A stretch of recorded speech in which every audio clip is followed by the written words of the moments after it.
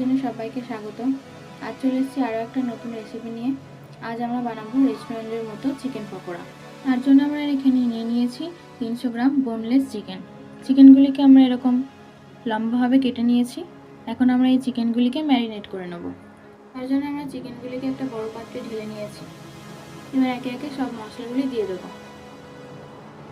দুটি মাঝারি সাইজের পেঁয়াজ কুচি, 1 চামচ কাঁচা লঙ্কা বাটা, হাফ চামচ আদা বাটা, 1 চামচ রসুন বাটা, দিয়ে দেবো 1 চামচ শুকনো লঙ্কার গুঁড়ো,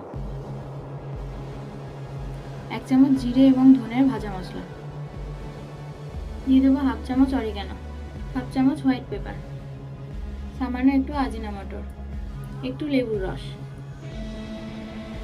50 গ্রাম বেসন, 25 গ্রাম অ্যারারুট, একটা ডিম, পরিমাণ মতো হলুদ এবং পরিমাণ মতো লবণ, 1 চামচ সয়া সস। এবার এটাকে আমরা ভালোভাবে মিশিয়ে নেব।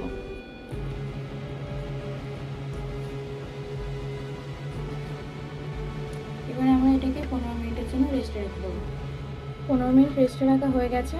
এখন আমরা পকোড়াগুলি ভেজে নেবো। তার জন্য আমরা ওভেনে বসিয়ে দিয়েছি কড়াই। এরপর আমরা কড়াইতে তেল দিয়ে দেবো।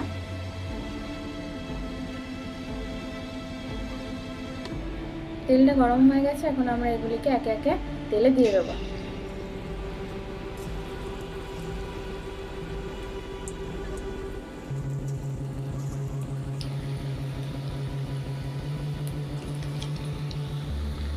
এখন আমরা এটাকে হালকা আঁচে বেশ কিছুক্ষণ ধরে ভেজে নেব। বেশি আঁচে ভাজলে উপরটা ভাজা হয়ে যাবে, কিন্তু এর ভিতরটা কাঁচা থাকতে পারে, তাই এটাকে আমরা অল্প আঁচে ভেজে নেব।